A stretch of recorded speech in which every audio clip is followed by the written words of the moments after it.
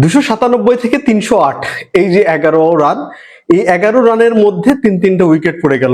অধিনায়ক নাজমুল হাসান শান্ত, তারপরে লিটন দাস জিরো করলো এবং অভিজ্ঞ মুশফিকুর রহিম আউট হয়ে গেল। তারপরে মনে হয়েছিল যে বাংলাদেশে যে প্রত্যাশা নিয়ে বা যে আকাঙ্ক্ষা নিয়ে বা যে স্বপ্ন আমরা দেখতেছিলাম যে বড় একটা স্কোর হবে, সেই যে কোলাপস, হঠাৎ করে 11 রানের ব্যবধানে 3টা উইকেট চলে গেল নতুন বলে। আসলে বাংলাদেশের ব্যাটসম্যানটা অনেকটা কলাপস করে গেল।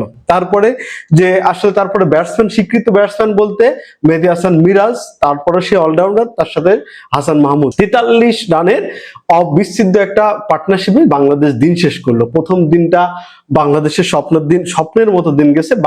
দ্বিতীয় দিনটা আমি মনে করি যে বাংলাদেশের অবশ্যই ভালো দিন গেছে, কারণ হচ্ছে বাংলাদেশের প্রথম একটা সেঞ্চুরি পেল না, ক্যারিয়ারের দ্বিতীয় ম্যাচে সেঞ্চুরি পাইছে,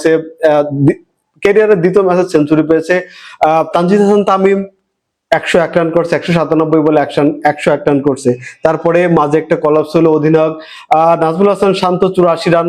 অবশ্য আশা করছিলাম যেভাবে খেলতেছিল আজকে নাজমুল হাসান শান্তর ইনিংসে কোনো ভুল দেখিনি আমি। এই যে 308 রান থেকে শুরু করে 351 রানের 43 রানের একটা দুর্দান্ত জুটি, 147টা বল খেলেছে দুজন, হাসান মিরাজ এবং হাসান মাহমুদ। সবচেয়ে বেশি ক্রেডিট দিতে হবে হাসান মাহমুদকে। হাসান মাহমুদ 76টা বল খেলে মাত্র 13 রান করছে। ভাই, রানটা ফ্যাক্টর না, 2টা মাত্র 4 মারছে। এই যে 76টা বল খেলে সাপোর্ট দেওয়া হাসান মাহমুদ, এটা অনেক বড় একটা ব্যাপার। যে জিনিসটা আমার কাছে মনে হয়েছিল যে পাকিস্তান সিরিজে পাকিস্তানের বিপক্ষে তাইজুল ইসলাম বড় একটা সাপোর্ট দিয়েছিল, তাইজুলের সাপোর্টের কারণে মুশফিক সেঞ্চুরি পেয়েছিল, তাইজুলের সাপোর্টের কারণেই সেঞ্চুরি পেয়েছে লিটন দাস।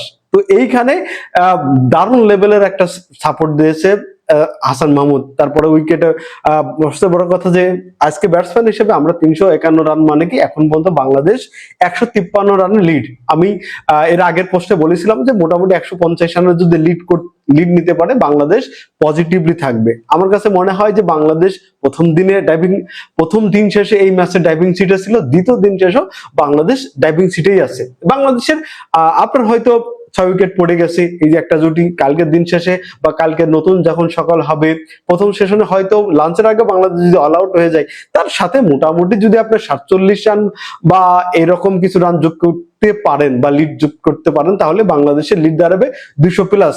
তো অস্ট্রেলিয়ার ক্ষেত্রে আসলে 200+ রান লিড পরিশোধ করে আরো কিছু লিড দেয়া, হয়তো যদি প্রথম ইনিংসের মতো বাংলাদেশ ভালো বল করতে পারে, তাহলে এই ম্যাচটা অবশ্যই বাংলাদেশের পক্ষেই যাবে।